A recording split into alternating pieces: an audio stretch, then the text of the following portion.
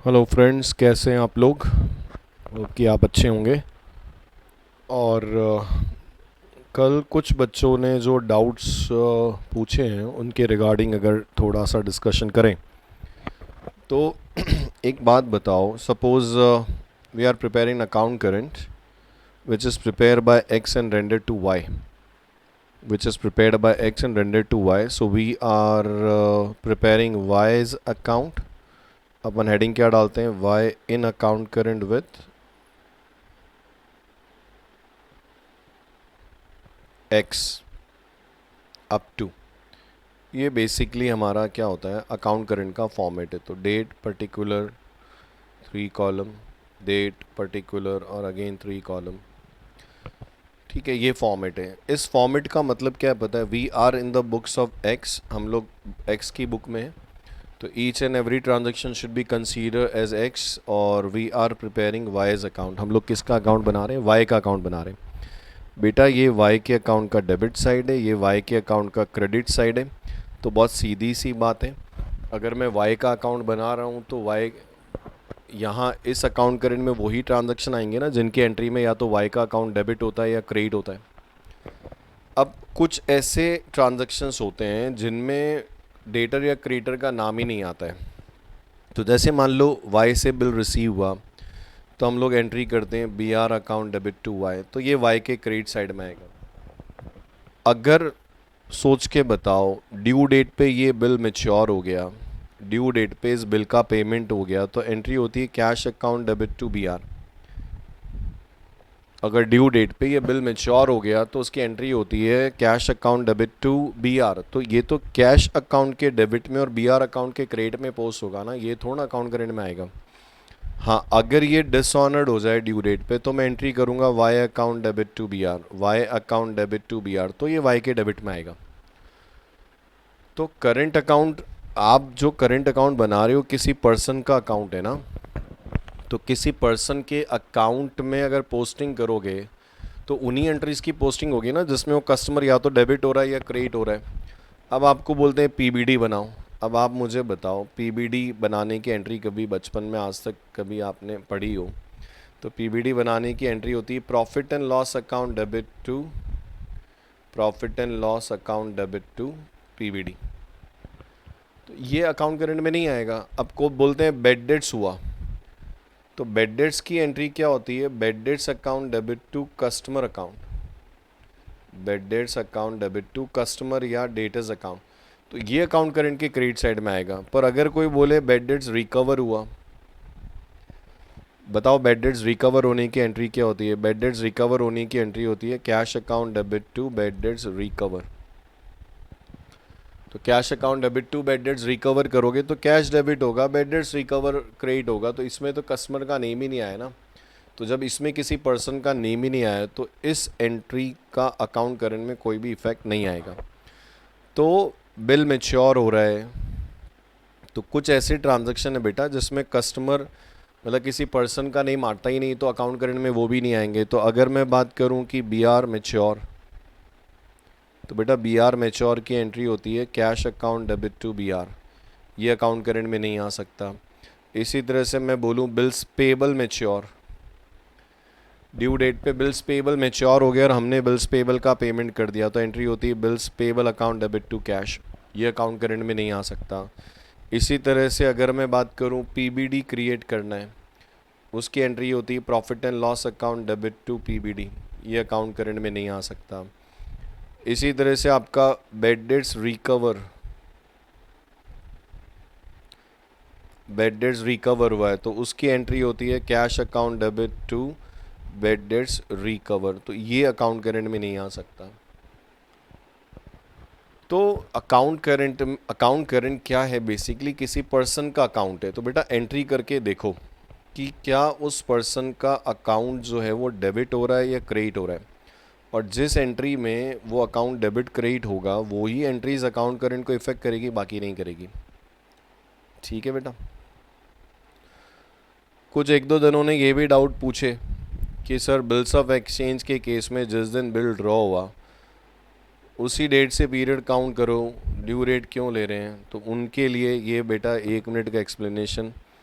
Suppose following अपन बोलते हैं कि transaction between X and Y, और वही अपना हमेशा की तरह सेटलमेंट डेट 31 जनवरी।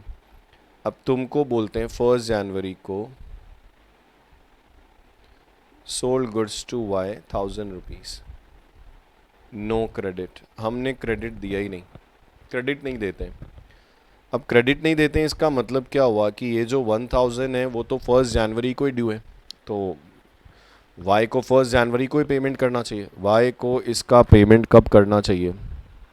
वाई को इसका पेमेंट 1 जनवरी को करना चाहिए, पर वाई ने क्या किया, पेमेंट नहीं किया और 10 जनवरी को हमको एक बिल दे दिया। Bill accepted by Y. बेटा जो एक्सेप्ट कर रहा है ना, वो एक्सेप्ट कर रहा है कि मैं पेमेंट करूंगा, तो जिसने एक्सेप्ट किया उसके लिए बिल्स पेएबल है।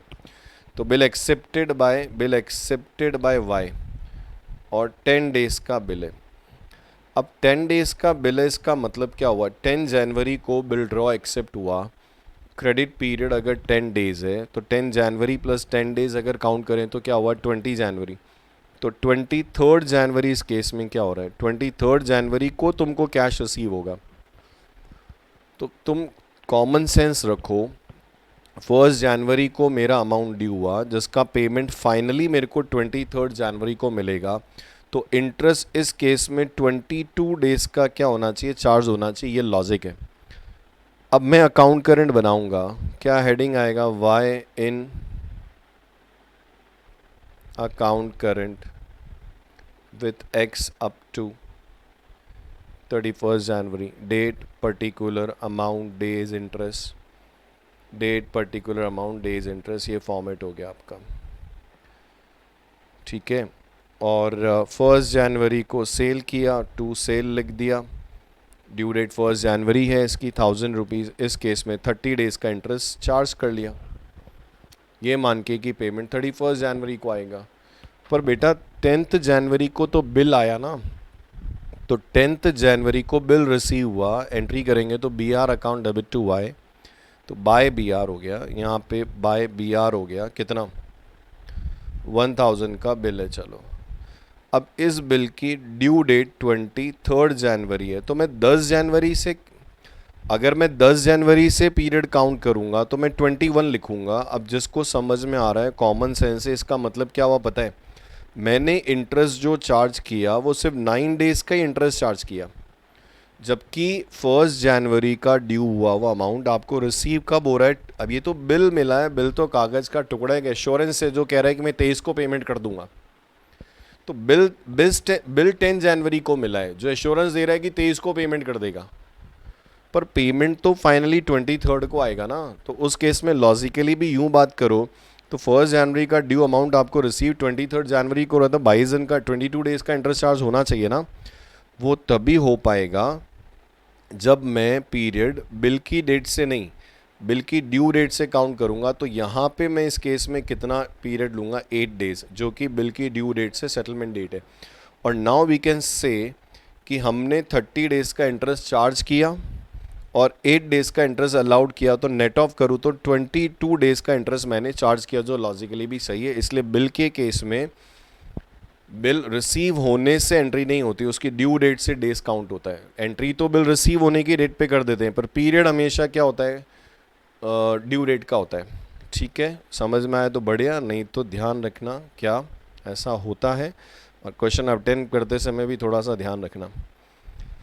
चलिए, ये 2 जनरल डाउट्स मेरे पास आए थे कल, तो मैंने आपके साथ में डिस्कस कर लिया। क्वेश्चन नंबर फर्स्ट क्या करना था, देखो, prepare an account current for Nath brothers in respect of the following transaction with Shyam. तो आपने हेडिंग जरूर डाला होगा, क्या हेडिंग डाला बेटा, Shyam in account current with, Shyam in account current with Nath brothers, with Nath brothers up to 1st Feb, up to 1st Feb। तो format में डेट,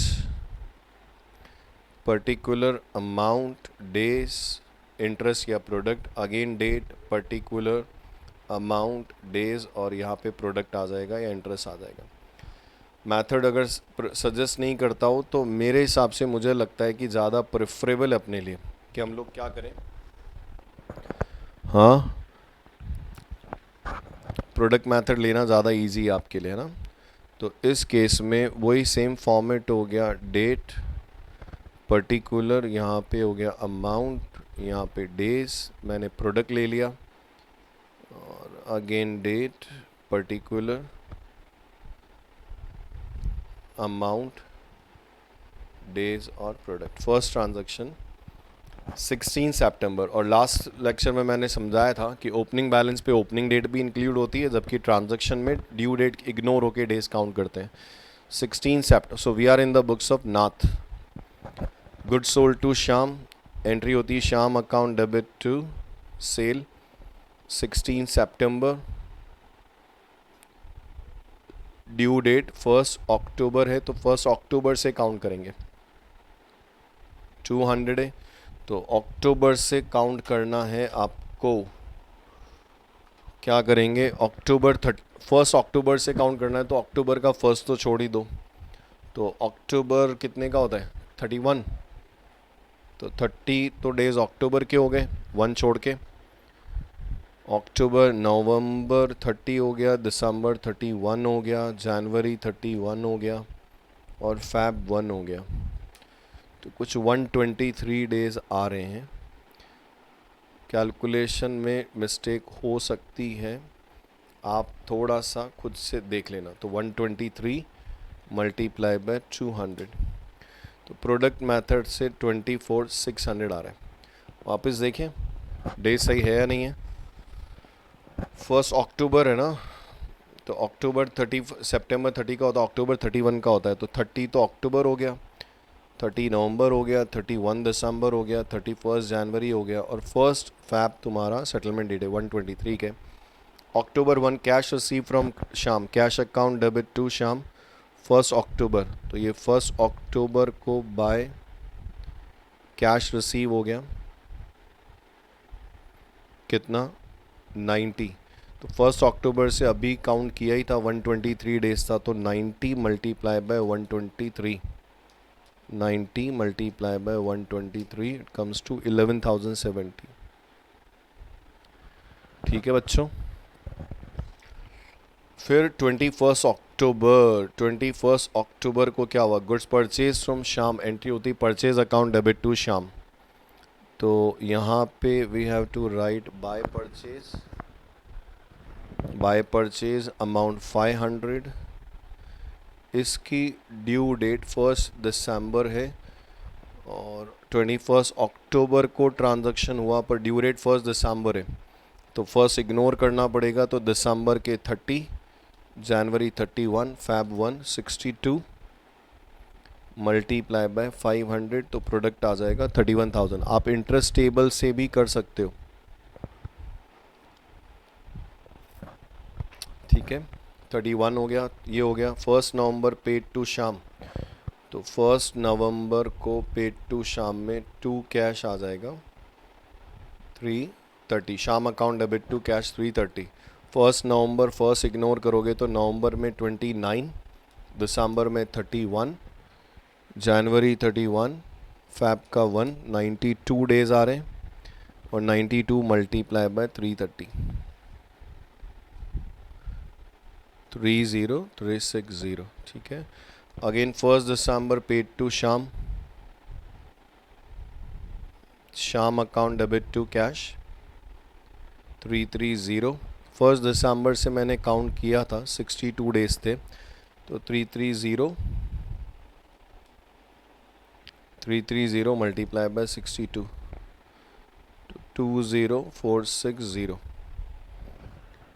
ठीक है। 5 दिसंबर goods purchase from Shyam, entry होगी purchase account debit to Shyam, तो purchase account debit होगा, शाम का account credit होगा बाय परचेज, इसकी ड्यू डेट 1 जनवरी है, तो पीरियड 1 जनवरी से ही क्या होगा काउंट होगा।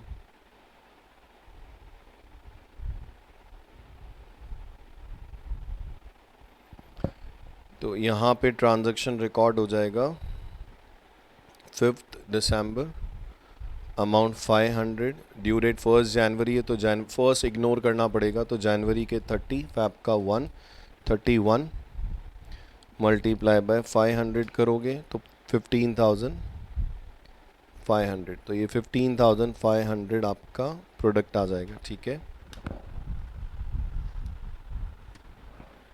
15,500 आपका प्रोडक्ट आ गया। ठीक है,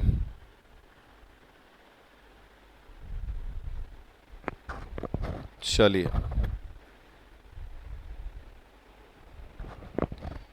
आगे देखते हैं। 5 दिसंबर के बाद में 10 दिसंबर गुड्स परचेज फ्रॉम श्याम, तो 10 दिसंबर एंट्री हो रही है purchase account debit to Shyam by purchase 200, due date again 1 जनवरी, तो 1 जनवरी से 31, तो 200 मल्टीप्लाई बाय 31 6200। ठीक है, 1 जनवरी paid to Shyam, Shyam account debit to cash 600, तो 1 जनवरी में वही है, जनवरी 1 इग्नोर करोगे तो 30 और एक दिन 31, तो 600 मल्टीप्लाई बाय 31 18,600। जनवरी 9th good sold to Shyam, Shyam account debit to sale और ड्यू डेट 1 फैब है, ड्यू डेट 1 फैब है इसकी, है ना। अमाउंट 20, 0 डेज हो जाएंगे, प्रोडक्ट भी क्या होगा, 0 आएगा। बस अब इंटरेस्ट कैलकुलेट करने के लिए क्या करना पड़ेगा, प्रोडक्ट को बैलेंस करना पड़ेगा। तो देख लो कौन सी साइड का ज़्यादा दिख रहा है, डेबिट साइड का ज़्यादा दिख रहा है मेरे को, तो 24,600 प्लस 30,360 प्लस 20,460 प्लस 18,600, तो यहाँ पे टोटल करूँ तो 94,020 और उसमें से माइनस कर दो 11,070 माइनस 31,000 माइनस 15,500 और माइनस 6,200। बैलेंस आ रहा है 1 फैब को, बैलेंस ऑफ प्रोडक्ट 30,250। कैलकुलेशन में कोई मिस्टेक हो तो देख लेना ना। 30,250 का बैलेंस ऑफ प्रोडक्ट हो गया, डेबिट इंटरेस्ट चार्ज करना है, तो balance of product 3250, common calculate निकाला rate of interest 6% per annum, और एक और कॉमन निकाला था 1/365, तो multiply by 6% divide by 365, it comes to 4.97। तो ये इंटरेस्ट रिसीवेबल है, तो एंट्री होगी Shyam account debit to interest, तो 1 फैब टू इंटरेस्ट 4.97 का इंटरेस्ट चार्ज कर रहे हैं। और अमाउंट में मुझे क्रेडिट साइड कुछ ज़्यादा दिख रहा है, 90 plus 500 plus 700 1290,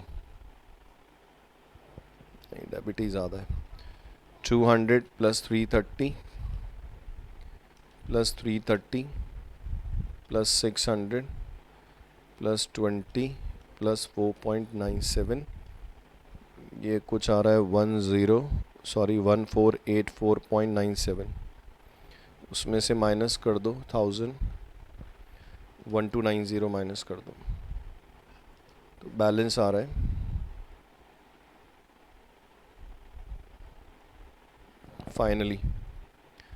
final balance including interest 194.97।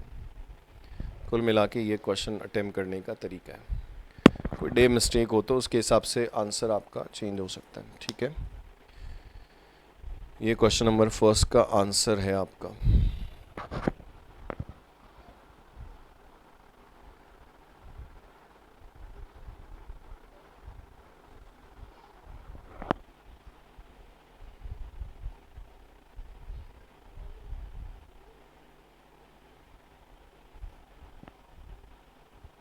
चलिए क्वेश्चन नंबर 2, छोटा सा है,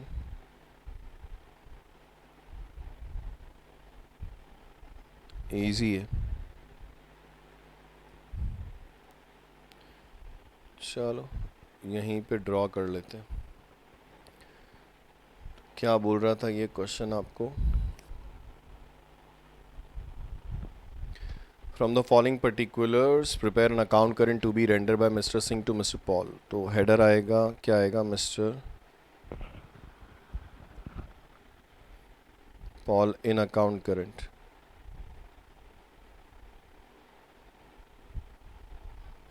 with Mr. Singh up to 31st August 2016। तो अपने को वहाँ तक काउंट करना पड़ेगा। तो date, particular, amount, days, products, date, particular, amount, days और प्रोडक्ट। ये अपना फॉर्मेट हो गया। तो we are in the books of mister Singh, हम लोग सिंह की बुक में मिस्टर पॉल का अकाउंट बना रहे हैं, ठीक है। और रेट ऑफ इंटरेस्ट 10% है। क्वेश्चन बोले इंटरेस्ट टेबल मेथड लेना है तो इंटरेस्ट टेबल, बाकी आप प्रोडक्ट पे कैलकुलेट कर सकते हो, अपने लिए ज़्यादा इजी हो जाएगा। तो फर्स्ट ट्रांजैक्शन देखो इस केस में,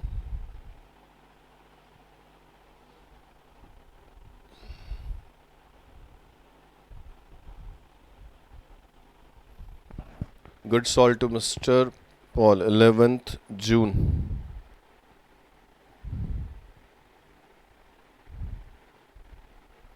टू सेल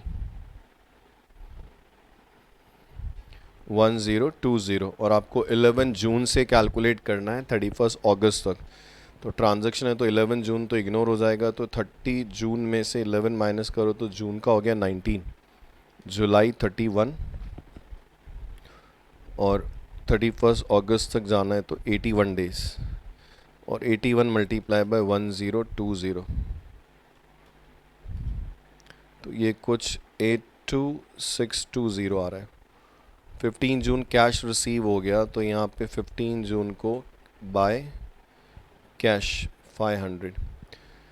तो या तो डेज में से 4 माइनस कर दो, और या फिर ऐसे काउंट करना है तो जून 15, जुलाई 31, अगस्त 31, 77 मल्टीप्लाई बाय 500, तो 38,500। Good sold 20th June to sale 650। 11 जनवरी से 81 था, तो 9 डेज कम कर दो, 81 माइनस 9 करोगे तो 72 आएगा, काउंट करोगे तो भी वही आएगा, मल्टीप्लाई बाय 650, तो ये आ रहा है 46,800, ठीक है। उसके बाद में 7 जुलाई गुड सेंड, वही सेल किया है 7th जुलाई टू सेल 700। तो जुलाई में 31 है, 31 में से 7 डेज हटा दो, 24 प्लस 31, अगस्त के 55 days multiply by 700, 38,500। Cash receive 8 अगस्त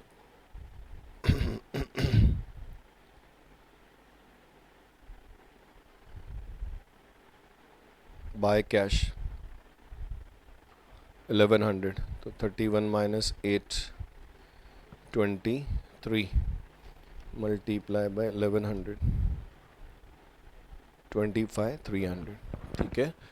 अब क्या करना है, प्रोडक्ट के कॉलम को बैलेंस कर लो, तो 31 अगस्त को बाय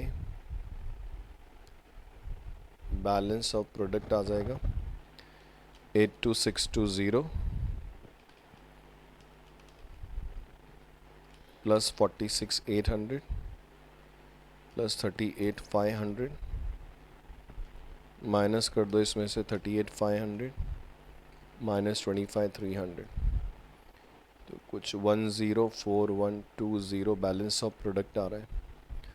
और इस पे अगर आप इंटरेस्ट कैलकुलेट करोगे तो 104120 multiply by rate of interest देखो 10% पर एनम डिवाइड बाय जो कॉमन लिया 365 मल्टीप्लाई बाय 10%, तो 104,120 multiply 10% divide by 365 comes to 28.53। हाँ, या तो 52 या 53 राउंड ऑफ करोगे या नहीं करोगे उस पर, तो ये इंटरेस्ट चार्जेबल है। तो 31 अगस्त को टू इंटरेस्ट 28.53 और now we can find out 31 अगस्त को by balance carried down including interest.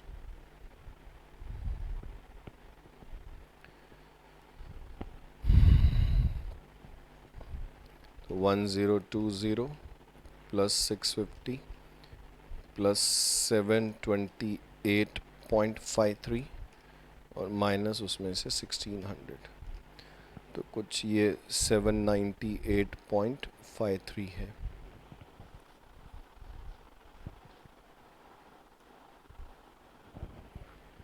ठीक है, ये question number second. Third,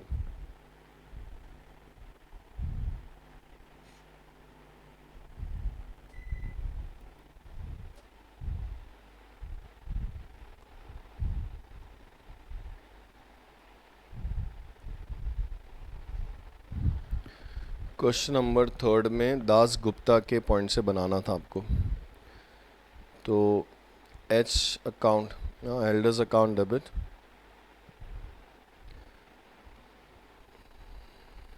either in account current with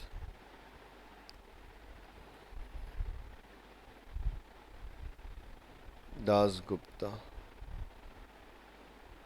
up to 31st December.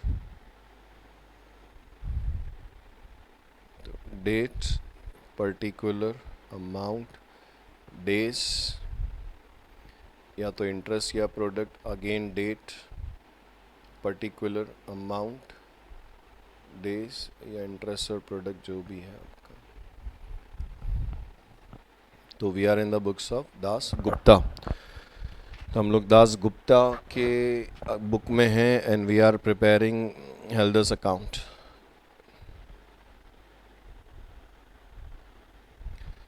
Question में बोला है रेट ऑफ इंटरेस्ट 5% है, 365 डे लेना है। तो अपन डी की बुक में है और अपन एच का अकाउंट बना रहे हैं। 30 जून बैलेंस ओइंग बाय एच, मतलब एच के लिए पेबल है, तो दास गुप्ता के लिए रिसीवेबल है। तो यहाँ पे लिखना पड़ेगा 30 जून टू बैलेंस ब्रॉट डाउन, और कल भी समझाया था कि ओपनिंग पे ओपनिंग डे भी इंक्लूड होगा। तो 30 जून मतलब जून का 1, जुलाई 31, अगस्त 31, सितंबर 30, अक्टूबर 31, नवंबर 30, दिसंबर 31। तो 185 डेज आएंगे, 520, और या तो इंटरेस्ट कैलकुलेट करो या प्रोडक्ट कैलकुलेट करो, तो इट कम्स टू 96,200। 17 जून क्या किया, सेल किया, तो 17 जून को आ जाएगा टू सेल, अमाउंट कितना है 14, 17 जुलाई है सॉरी। तो 17 जुलाई को सेल किया, तो या तो आप 185 में से 18 माइनस कर दो, और या यूं काउंट करना है तो जुलाई 31, वेट,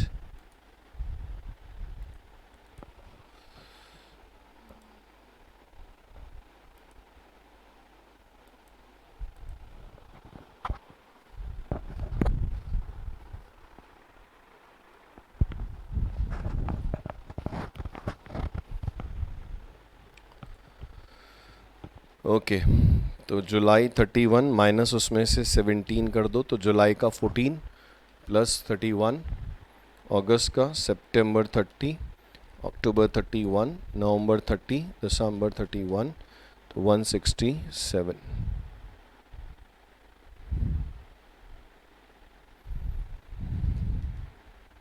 ठीक है,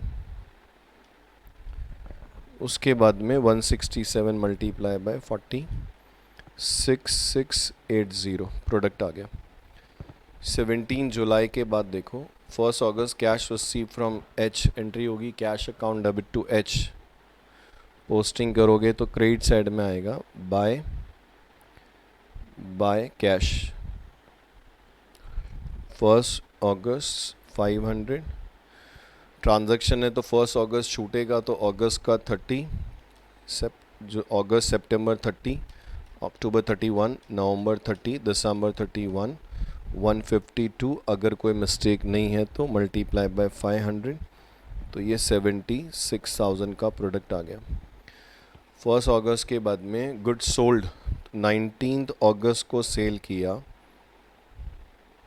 टू सेल 720 19 अगस्त तो 31 में से 19 अगस्त हटा दो 12 दिन तो अगस्त के 12 अगस्त के हो गए 30 सितंबर 31 अक्टूबर 30 नवंबर 31 दिसंबर 134 multiply by 720 it comes to 96480 और कोई चाहे तो सीधा देखो 1 अगस्त से आपने काउंट कर रखा है 152 है तो 19 अगस्त से तो 18 दिन आप वैसे भी माइनस कर सकते हो तो 152 माइनस 18 करते ना तो भी आ जाता 134 चलो 19 अगस्त के बाद 30 अगस्त गुड सोल्ड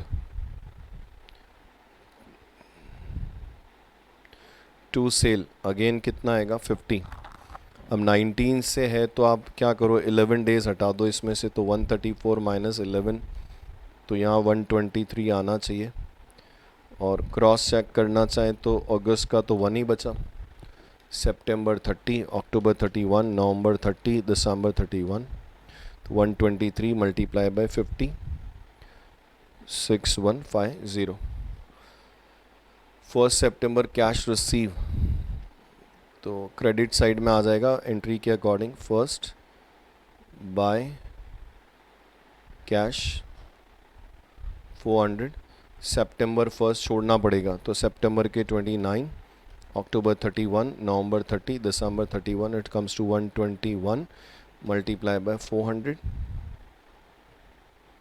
48,400 ठीक है कैश रिसीव के बाद में 1 सितंबर ए हेल्डर्स एक्सेप्टेंस मतलब इसके लिए बिल्स पेएबल है दास गुप्तास ए हेल्डर एक्सेप्टेड मतलब इसने एक्सेप्ट किया है कि वो पेमेंट करेगा तो ये दास गुप्ता के लिए BR है फॉर 3 मंथ डेट अब ये ड्यू कब हो रहा है 3 महीने बाद ड्यू होगा तो भले ही बिल रिसीव हुआ तो BR account debit to H आप 1 सितंबर को कर सकते हो तो बाय BR अब बिल भले ही आपको 1 सितंबर को रिसीव हो गया पर इसकी ड्यू डेट जो है वो 4 दिसंबर है देखो ना 1 सितंबर से 1 अक्टूबर 1 नवंबर 1 दिसंबर 3 days add bills of exchange में होता ही है तो 4 दिसंबर हो गया अमाउंट यहाँ पे बात करें तो कितना हो गया 300 डेज कैलकुलेट करोगे तो दिसंबर 31 में से 4 आप माइनस कर दो तो 27 मल्टीप्लाई बाय 300 तो ये 8100 आपका प्रोडक्ट हो गया इस केस में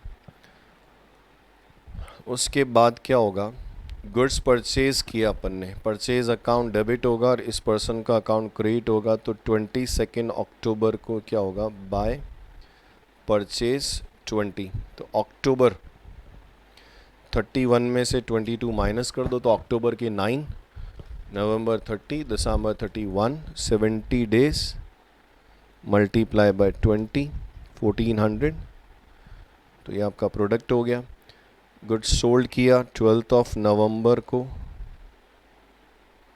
टू सेल 14 नवंबर में हो गया ना तुम्हारा 18 बचा दिसंबर 31 का 49 मल्टीप्लाई बाय 14 तो 686 आ रहा है 12 नवंबर का और cash receive from air 14 December cash account debit होगा और पर्सन का अकाउंट क्रेडिट होगा तो 14 दिसंबर को बाय कैश 50 तो 31 में से 14 हटा दो 17 डेज मल्टीप्लाई बाय 50 850 अब कल एक बच्चे का डाउट आया था कि सर ये 4 दिसंबर को बिल भी तो मैच्योर होगा पर अब शायद समझ गए होंगे 4 दिसंबर को जब बिल मैच्योर होगा तो बिल मैच्योर होने की एंट्री क्या करते हैं 4 दिसंबर को बिल मैच्योर होगा तो बिल मैच्योर होने की एंट्री होगी cash account debit to BR तो वो इस पर्सन के अकाउंट में नहीं आएगा नाउ वी कैन बैलेंस 31 दिसंबर हमारा सेटलमेंट डेट है तो बाय बैलेंस ऑफ प्रोडक्ट, तो डेबिट साइड का सम कर लेते हैं 96,200 प्लस 6680 प्लस 96,480 प्लस 6150 प्लस 686, ये कुछ आ रहा है 206196।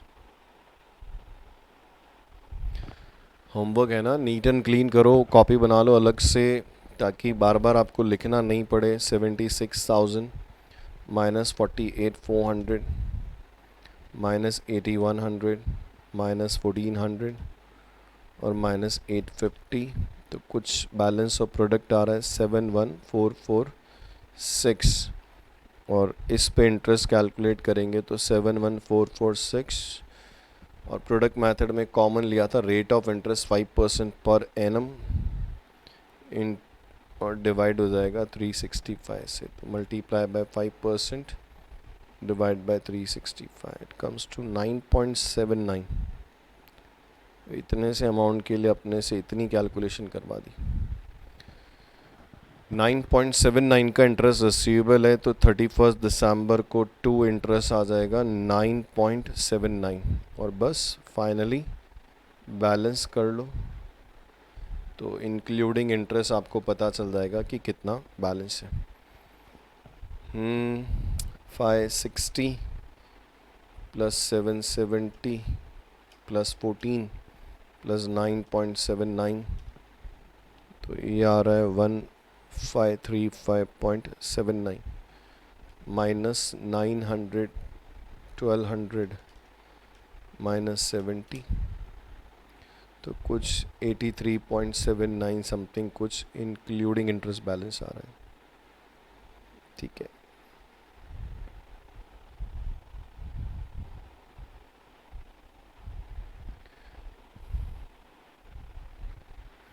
तो ये आपका क्वेश्चन नंबर 3। अब भले इसमें 4 दिसंबर को बिल क्या हो गया, 4 दिसंबर को अगर अपन बात करें तो बिल मैच्योर भी हुआ होगा, पर वो उस पर्सन के अकाउंट में नहीं आएगा क्योंकि उसकी एंट्री होती है cash account debit to BR. चलो कुछ क्वेश्चंस नेक्स्ट, ये क्वेश्चन मैं समझा रहा हूँ, होमवर्क में करने आपको है ना। From the following prepare an account current as send by A, तो we are in the books of A and हम लोग अकाउंट किसका बना रहे हैं, बी का account on 30 June 2016 by means of 30 June 2016। अब ये लीप ईयर है, 2016 लीप ईयर है ना, 4 8 12 16।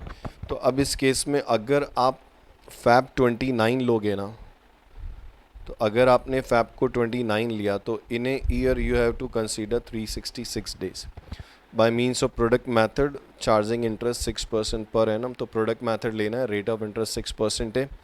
तो आप ध्यान रखना we are in the books of A और अकाउंट किसका बना रहे हो, बी का। तो balance due from B, balance due from B receivable है तो डेबिट साइड में आएगा टू बैलेंस, और 1 जनवरी से 30 जून तक का पीरियड काउंट करना है इंक्लूडिंग 1 जनवरी। और फैब 29 का लोगे तो इन ईयर 366 डेज लेना पड़ेगा, तो ले सकते हो, कोई दिक्कत नहीं है। तो फैब 29 ले लो। जनवरी 11 सोल्ड गुड्स टू बी, क्या एंट्री करोगे, sold goods to B, B to sale, B के डेबिट साइड में आएगा। बी रिटर्न गुड्स, बी ने गुड्स क्या किया, रिटर्न कर दिया, तो sales return account debit to B है ना, ये बी के क्रेडिट साइड में आएगा।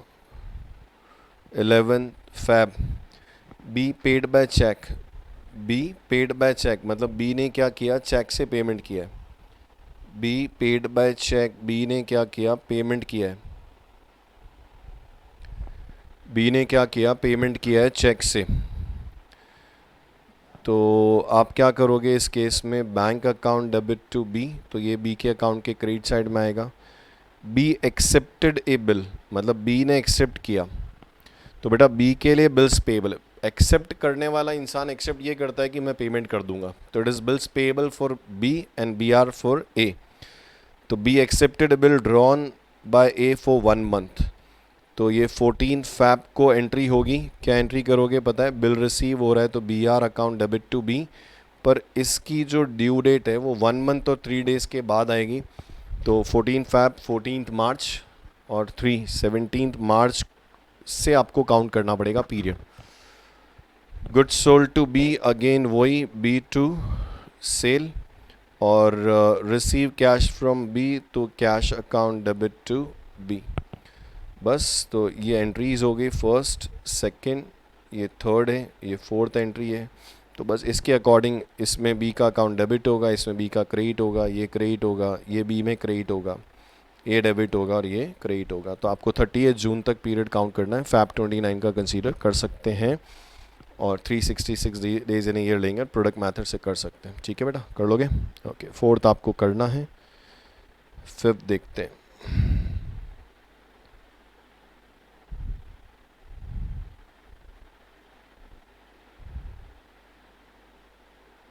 चलिए,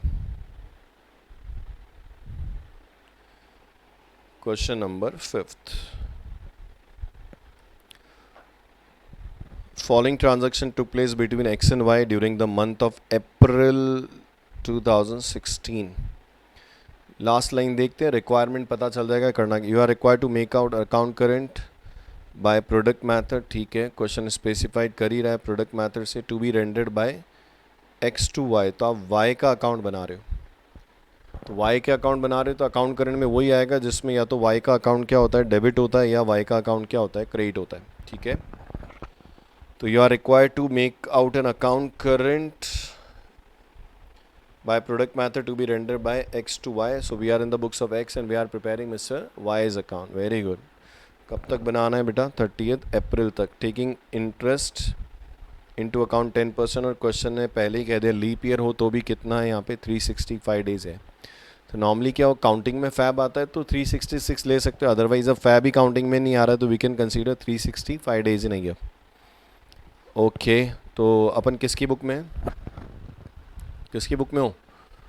एक्स की बुक में। और किसका अकाउंट बना रहे हो? वाई का अकाउंट बना रहे हो। ठीक है, 1 अप्रैल amount payable by X to Y. 1 अप्रैल अमाउंट पेएबल, तो ये जब तुम अकाउंट करंट बनाओगे ना, date particular amount days product, date particular amount days product, तो हेडिंग आएगा Y in account current with X up to 30 अप्रैल। और 1 अप्रैल को बोल रहे हैं amount payable by, amount payable by X to Y. तो एक्स के लिए वाई को पेएबल है तो यहाँ पे बैलेंस आएगा क्रेडिट में, बाय बैलेंस ब्रॉट डाउन 1 अप्रैल। और डेज कैलकुलेट करोगे तो इंक्लूडिंग 1 अप्रैल आएगा। अब ये 1 अप्रैल को ट्रांजैक्शन हुआ होता तो 29 आता, पर 1 अप्रैल इन ओपनिंग बैलेंस से तो इंक्लूडिंग आएगा, 30 डेज आएगा यहाँ पे। ठीक है, फिर बोला रिसीव्ड एक्सेप्टेंस, क्या बोल रहा है, you are required to make account current by product method to be rendered by X to Y. Okay, receive acceptance of X, receive acceptance of X, इसका मतलब ये एक्स के लिए बिल्स पेएबल है फॉर 2 मंथ। अब ये X के लिए बिल्स पेएबल है और we are in the books of X, हम लोग एक्स की बुक में है, तो एक्स क्या कर रहा है, एक्सेप्टेंस दे रहा है वाई को, तो इसकी एंट्री होनी चाहिए, इसकी एंट्री होनी चाहिए Y's account debit to bills payable, Y's account debit to bill payable. तो ये वाई के डेबिट साइड में आएगा, 2 मंथ है तो ये रेडिंग हो गया, तो वाई के अकाउंट में यहाँ पे 2 बिल्स पेएबल लिखोगे तो 7 अप्रैल को होगा, पर इसका ड्यू डेट क्या है, इसका ड्यू डेट है 2 मंथ का बिल है, तो 7 अप्रैल से काउंट करो, 7 मई, 7 जून और 10 डेज और काउंट करोगे तो 10 जून। तो इस केस में जो भी डेज आएंगे वो नेगेटिव आएंगे, इस केस में जो डेज आएंगे वो नेगेटिव आएंगे, तो 30 अप्रैल के आगे काउंट करना पड़ेगा। तो 30 अप्रैल के आगे काउंट करोगे तो मई 31 और जून 10, तो ये 41 डेज का रेडिंग आएगा। तो जो भी प्रोडक्ट आएगा वो भी नेगेटिव आएगा, और नेगेटिव आने से क्या होगा, या तो सेम साइड से माइनस होगा या ऑपोजिट साइड में क्या होगा, ऐड होगा। But this is a red ink transaction, ये रेडिंग है क्योंकि इसकी ड्यू डेट सेटलमेंट डेट के बाद है। अगला देखो, bill received bill receivable accepted by Y, अब मतलब ये वाई के लिए bills payable on 7th Feb 2016 is honour on this due date. मतलब कहानी क्या है, कहानी ये है इस ट्रांजैक्शन की कि 7 फरवरी को क्या किया, bill receivable accepted by Y, तो वाई ने एक्सेप्ट करके एक्स को दिया था। तो 7th Feb, अपन तो अप्रैल मंथ में हैं, समझो 7th Feb को, हिस्ट्री है, हिस्ट्री पुराना है, तो 7th Feb को वाई ने एक्सेप्ट करके एक्स को दिया था, इसके लिए बिल्स पेबल था, इसके लिए बिल रिसीवेबल था, और ये is honour on this due date. और इसकी ड्यू डेट क्या थी पता है, 10th अप्रैल इसकी ड्यू डेट थी। मतलब ज़रूर ये 2 महीने का बिल रहा होगा, फैब, हाँ मार्च अप्रैल, 7th अप्रैल, 10th अप्रैल इसकी ड्यू डेट है, और ये बोल रहे हैं कि honour on this due date, इसका मतलब इस बिल का क्या हुआ, पेमेंट हो गया। तो एक्स को इस बिल का पेमेंट मिल गया, जिसकी एंट्री होगी cash account debit to B R. जिसकी अक्ल काम करती हो, कॉमन सेंस हो, वो सोचो कि 7th Feb का एक बिल जिसका 10th अप्रैल ड्यू डेट है, उसका क्या हुआ, पेमेंट हो गया। तो एक्स को पेमेंट रिसीव हो गया, तो बिल का पेमेंट रिसीव हुआ तो एंट्री होती है cash account debit to B R. अब ये ट्रांजैक्शन कैश में डेबिट होगा, बी आर अकाउंट में क्रेडिट होगा, पर इस ट्रांजैक्शन का वाई के अकाउंट में कोई भी इफेक्ट नहीं आएगा। मतलब ये इस अकाउंट करेंट में नहीं आएगा, क्योंकि इस अकाउंट कर, ये एक्स नहीं लिख रहा हूँ मैं लिख रहा हूँ कि ये ट्रांजैक्शन नहीं आएगा, क्रॉस है ये ट्रांजैक्शन नहीं आएगा। तो ये वाला ट्रांजैक्शन नहीं आएगा, क्योंकि वही ट्रांजैक्शन आएंगे जिसमें या तो वाई का अकाउंट डेबिट होता हो या एंट्री में वाई का अकाउंट क्या हो, क्रेडिट होता हो। ये इंपॉर्टेंट है। कुल मिला के 10 अप्रैल को ये बिल क्या हुआ, हॉनर हो गया। तो जिसको पेमेंट करना था उसने कर दिया, जिसने रिसीव करना था कर दिया, जिसकी एंट्री होती है कैश टू बी आर या बिल्स पेबल टू कैश, पर इन दोनों केस में किसी भी पर्सन का नेम नहीं आ रहा है। 10th April, X sold goods to Y, X, अब 10th अप्रैल को बोल रखा है X sold goods to Y, X ने क्या किया, वाई को सेल किया, तो एंट्री क्या करोगे, Y account debit to sale. अब ये क्या 10th अप्रैल का हुआ, पर ये बोल रहे हैं इनवॉइस डेट इज 10th मई, इसका मतलब इसका ड्यू डेट जो है ना वो 10th मई है। तो अगेन मैं बोलूँगा कि 30th अप्रैल के बाद क्या हो रहा है, ड्यू हो रहा है, आपको 30th अप्रैल तक बनाना है, और ये ट्रांजैक्शन ड्यू हो रहा है अप्रैल के बाद मई में। तो again this is a red ink transaction, तो ये रेड इंक ट्रांजैक्शन है, तो इसके डेज और इसका प्रोडक्ट नेगेटिव आएगा, और डेज क्या आएगा, अप्रैल के बाद काउंट करोगे तो 10 डेज आएगा, और इसका जो भी प्रोडक्ट आएगा नेगेटिव आएगा। तो ये ट्रांजैक्शन भी रेड इंक है। X receive cheque from Y dated, अब देखो 12 तारीख को चेक रिसीव हुआ, पर उस पर डेट कितनी है, 15, बोलो उस पर डेट कितनी है, 15 मई की है, तो ये अगेन रेडिंग ट्रांजैक्शन है। तो एक्स को चेक रिसीव हुआ, क्या एंट्री करोगे बताओ, एक्स को चेक रिसीव हुआ, एंट्री क्या होगी, bank account debit to Y, तो 10th अप्रैल को यहाँ पे आ जाएगा बाय बैंक, पर ये जो डेटेड है वो कब है, 15 मई को है। तो इसका जो पेमेंट आएगा ना, ये तो सिर्फ चेक कागज़ का टुकड़ा आया, पेमेंट तो 15 मई को आएगा। तो again this is a red ink transaction, और मैं कह सकता हूँ कि 15 डेज नेगेटिव आएगा, और इसका प्रोडक्ट भी क्या होगा, नेगेटिव आएगा। Y sold goods to X, Y sold goods to X, we are in the books of X, तो वाई ने सेल किया, इसका मतलब एक्स ने परचेज किया। आप एंट्री क्या करोगे, purchase account debit to Y, purchase account debit होगा, वाई का अकाउंट क्रेडिट होगा, तो 15th अप्रैल को क्या होगा, बाय परचेज, ठीक है, Y sold goods to X, Y ने सेल किया, एक्स ने परचेज किया, एंट्री क्या बोल रहे थे अपन, purchase account debit to Y, ठीक है। इनवॉइस डेट, ये भी कब ड्यू हो रहा है, 15th मई को ड्यू हो रहा है, तो इस पे भी 15 दिन नेगेटिव आएंगे, और इसका रेडिंग भी क्या होगा, नेगेटिव आएगा, इसका रेडिंग भी नेगेटिव आएगा, मतलब इसका प्रोडक्ट भी नेगेटिव आएगा। और नेगेटिव आने से क्या होता है, बैलेंस करते समय वो ऑपोजिट साइड में ऐड हो जाते हैं। तो जब डेबिट साइड का टोटल मारोगे तो उसमें क्रेडिट साइड के रेडिंग ऐड कर लेना, ऐसा। तो या तो सेम साइड में से माइनस कर दो, और या ऑपोजिट साइड में ऐड कर दो, ऐसा सिस्टम होता है। उसके बाद बोला X return goods sold to Y, X return goods sold to Y on 15th April, 15th April X return goods sold to Y, X return goods sold to Y on 15th April 2016, 15 April को कोई sale हुआ क्या,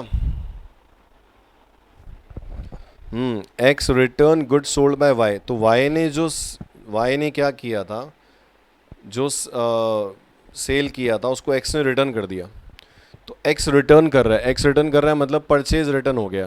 तो purchase return की entry क्या होती है, purchase की एंट्री होती है, परचेज की एंट्री हो रही थी purchase account debit to Y, purchase account debit to Y, इसकी एंट्री हो रही थी purchase account debit to Y, return हुआ तो Y account debit to purchase return. तो यहाँ पे 20 तारीख को क्या होगा, टू परचेज रिटर्न आ जाएगा डेबिट साइड में अमाउंट। ठीक है, इसमें बहुत इंपॉर्टेंट पॉइंट है, आप करोगे फिर मैं समझाऊंगा उसके बाद। 20 April bill accepted by Y, देखो बिल एक्सेप्टेड बाय वाई, तो bill accepted Y is dishonoured on due date. 20 April को क्या हुआ, वाई ने एक बिल एक्सेप्ट किया था जो डिसऑनर्ड हो गया।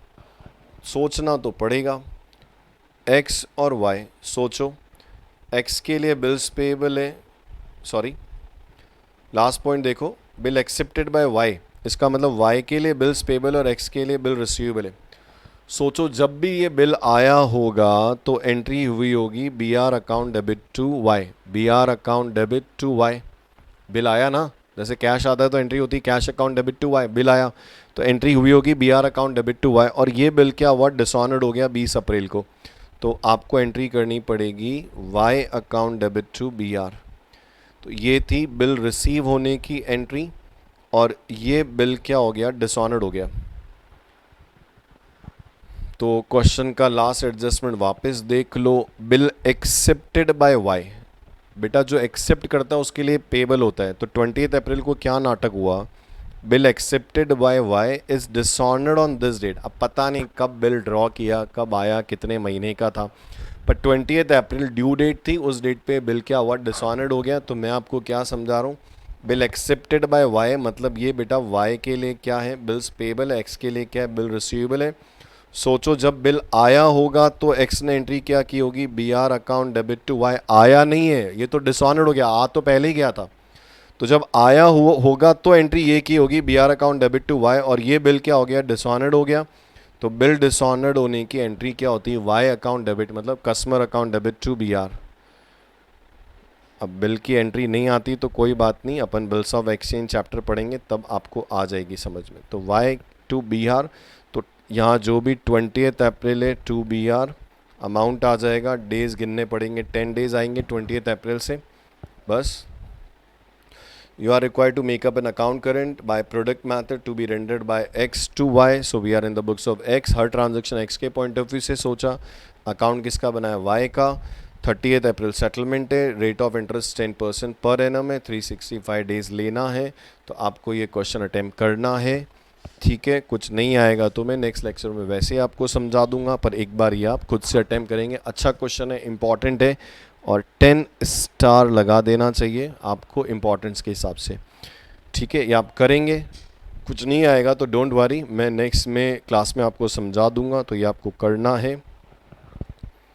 ये क्वेश्चन 6 अभी नहीं करना है आपको, क्योंकि ये तीसरे मेथड का है, थर्ड मेथड का। तो अपन ने अभी तक 2 मेथड पढ़े, हम लोगों ने अभी तक 2 मेथड डिस्कस किए हैं। कौन सा है, मैं भूल गया। फर्स्ट कौन सा है, इंटरेस्ट टेबल मेथड, जिसमें हर ट्रांजैक्शन पे इंटरेस्ट अलग अलग कैलकुलेट होता है, ओके। और दूसरा कौन सा है, प्रोडक्ट मेथड, उसमें प्रोडक्ट पे इंटरेस्ट कैलकुलेट होता है। तीसरा याद है, पीरियोडिकल बैलेंस मेथड, वो डिस्कस करना अपना बाकी है। तो ये क्वेश्चन उसी का 6 नहीं करना है आपको, ये भी उसी का ही है, ये भी नहीं करना है, 7th भी नहीं करना है, 8th कर सकते हो। From the following particulars prepare an account current, from the following particulars prepare an account current as send by mister Ram, okay. Ram ji की बुक में है टू मिस्टर शिवा, तो आप जो अकाउंट बना रहे हो वो शिवा का अकाउंट है, तो जो भी ट्रांजैक्शन है मिस्टर राम के पॉइंट ऑफ व्यू से सोचेंगे, और पोस्टिंग किसके अकाउंट में होगी, शिवा के अकाउंट में। तो शिवा का अकाउंट डेबिट या क्रेडिट होगा तो ये अकाउंट करंट में आएगा।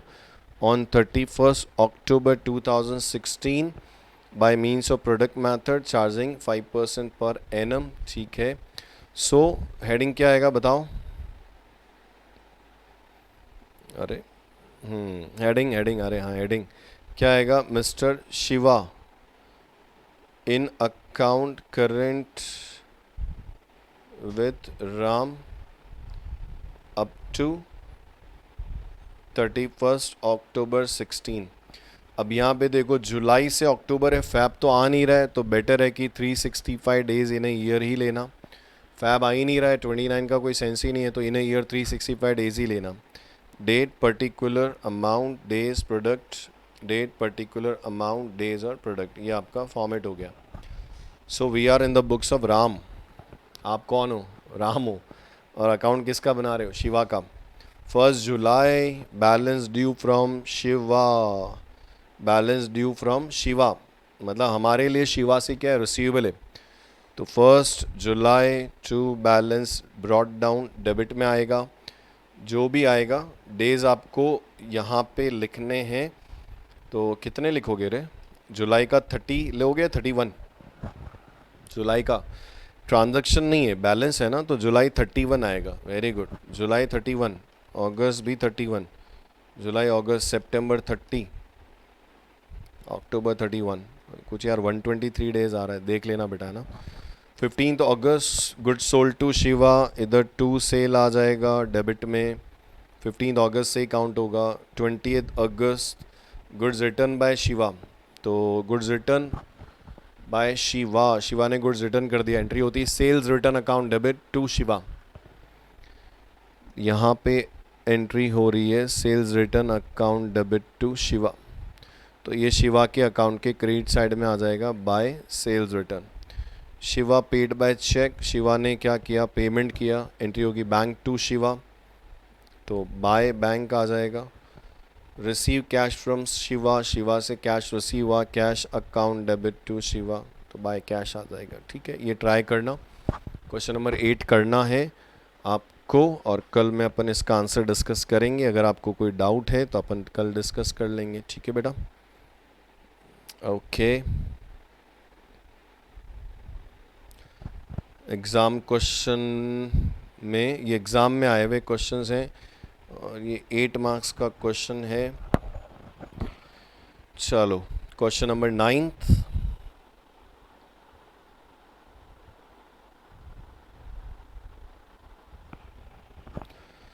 क्वेश्चन में क्या बोला है, लास्ट लाइन देखते हैं, रिक्वायरमेंट एक बार।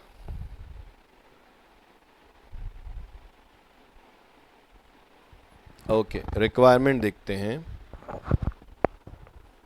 क्या बोल रहा है। देखो रिक्वायरमेंट में, they agreed to settle their complete account by one single payment on 15th March 2004. Prepare Mr. A in account current with Mr. X। तो बेटा आप X की बुक में हो और अकाउंट किसका बना रहे हो? मिस्टर ए का। Settlement is 15th March, settlement 15th मार्च 2004 है, लीप ईयर है, तो आप 29th ले सकते हो फैब को, और फैब को 29 ले सकते हैं, लीप ईयर है, फैब 29 लेंगे और 366 डेज लेंगे। ठीक है,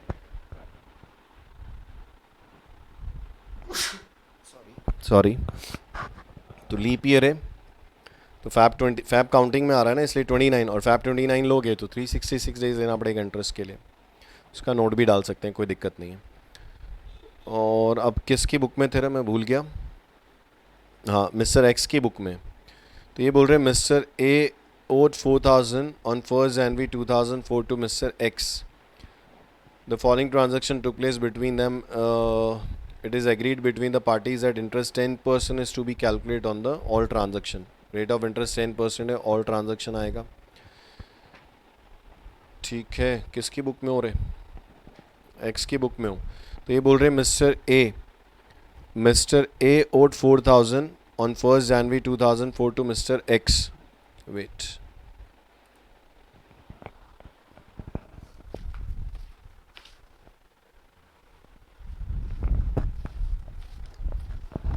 क्वेश्चन समझो, आपको करना है, होमवर्क नहीं आएगा तो मैं कल डिस्कस कर लूँगा, पर होमवर्क करेंगे तो ठीक रहेगा। तो यार किसकी बुक में हो रहा है? एक्स की बुक में हो। ओके, अकाउंट ए का है, तो ये बोल रहा है ए ओड 4,000, मतलब ए के लिए पेबल है, किसको? एक्स को। तो बेटा, ओ बेटा, अगर अपन ए की बुक में होते तो एक्स के अकाउंट का क्रेडिट बैलेंस होता, पर मैं एक्स की बुक में हूँ, we are in the books of X, और अकाउंट किसका बना रहे हैं हम लोग? ए का अकाउंट, यही है ना। तो ए के लिए पेबल है और एक्स के लिए रिसीवेबल है, तो डेबिट में आएगा। तो ये अकाउंट करंट बनाओगे तो टू बैलेंस आएगा 1 जनवरी को, और बेटा ओपनिंग बैलेंस है ना, इसलिए 1 जनवरी भी क्या होगा? इंक्लूड होगा, तो जनवरी 31 काउंट करेंगे। द फॉलोइंग ट्रांजैक्शन, ठीक है, ये हो गया। तो ये ओपनिंग बैलेंस है, ए के लिए पेबल है और एक्स के लिए रिसीवेबल है। हम कौन है? एक्स हैं, तो हमारे लिए रिसीवेबल है, तो डेबिट साइड में आएगा। डेबिट साइड में आएगा टू बैलेंस, और 1 जनवरी भी काउंट करना। 15 January 2004 mister X sold goods to mister X sold goods to mister A. अपन एक्स की बुक में, तो एंट्री क्या करोगे? ए टू सेल, ये डेबिट में आएगा। 29 January 2004 mister X purchase goods from A. X की बुक में हो, ए ने परचेज किया, तो एंट्री हो जाएगी purchase account debit to A, ये क्रेडिट साइड में आएगा। 10th Feb mister A paid cash to mister X. A ने पेमेंट किया एक्स को, तो एक्स को रिसीव हो रहा, तो एक्स एंट्री क्या करेगा? Cash account debit to A, ये भी क्रेडिट साइड में आएगा। उसके बाद लिखा हुआ है 13 मार्च 2004, 13 मार्च, 15 मार्च तो सेटलमेंट डेट है। यहाँ पे है ना एक लाइन लिखी हुई है, लास्ट में देखना है ना, आप कंफ्यूज मत करना होना, और ना मेरे को इसके रिगार्डिंग कुछ पूछना। A certain amount to be paid, ignore days of grace. अब ये क्वेश्चन में बोल दिया, कुछ ऐसे नालायक होते ना, सर बिल्स ऑफ एक्सचेंज में 3 डेज ऐड नहीं किया, गलत कर दिया आपने। तो अरे नालायकों, क्वेश्चन में बोला है डेज ऑफ ग्रेस इग्नोर करना है, तो करना है, क्वेश्चन ने बोला करना पड़ेगा। तो 13 मार्च 2004 मिस्टर ए एक्सेप्टेड, तो बेटा मिस्टर ए के लिए बिल्स पेबल और मिस्टर एक्स के लिए बी आर है। तो mister A accepted, mister A accept कर रहा है, क्या एक्सेप्ट करेगा? कि मैं पेमेंट कर दूंगा, यही तो एक्सेप्ट करेगा।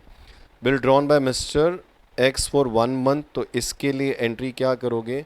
बिल रिसीव हो रहा है, एंट्री होगी B R account debit to A, तो ये ए के क्रेडिट साइड में आएगा। और इसकी ड्यू डेट जो है ना 1 मंथ, 13 मार्च तो 13 अप्रैल। 13 अप्रैल, गलती से भी बेटा 3 डेज मत ऐड कर लेना यहाँ पर इस क्वेश्चन में, क्योंकि इसमें मना किया है। तो ये रेड इंक हो गया। तो 15 मार्च के आगे 13 अप्रैल तक काउंट करना पड़ेगा। 15 मार्च के आगे 13 अप्रैल तक काउंट करना पड़ेगा। जो डेज आएंगे वो नेगेटिव आएंगे, उसका प्रोडक्ट भी नेगेटिव आएगा, वो फिर वो सेम साइड से माइनस होगा या अपोजिट साइड में ऐड होगा। बस यही है। They agree to settle their complete account by one single payment on 15 March 2004। Prepare mister A in account current with mister X and ascertain the amount to be paid, ignore days of grace. समझ में आया? तो ये कुछ question जो मैंने explain किया आपको करना है। और सेल्स रिटर्न का डेज कैलकुलेशन इम्पॉर्टेंट है, एक बार आप करना, फिर मैं कल आपको समझाऊंगा कि क्या है। और कल का लेक्चर ढंग से देखना बहुत ज़रूरी है, या आप एक बार अपने हिसाब से अटेम्प्ट करना बेटा, है ना, फिर जो नहीं आएगा वो मैं डिस्कस करूंगा आपसे। ओके, होप कि आप इन्जॉय कर रहे हैं, आपको समझ में आ रहा होगा, और समझ में आने के लिए आपका ढंग से पढ़ना, होमवर्क करना बहुत ज़रूरी है। कोई डाउट है तो आप टेलीग्राम के चैनल पे मुझे पूछ सकते हैं, कोई दिक्कत नहीं है, वी विल डिस्कस देयर। और अगर पसंद आए तो ये आपकी रिस्पॉन्सिबिलिटी है कि आप इसको लाइक करें और आप इस पर कमेंट करें आपको कैसा लगा। ठीक है बेटा, okay, bye bye, thank you, love you all, take care, stay at home, bye.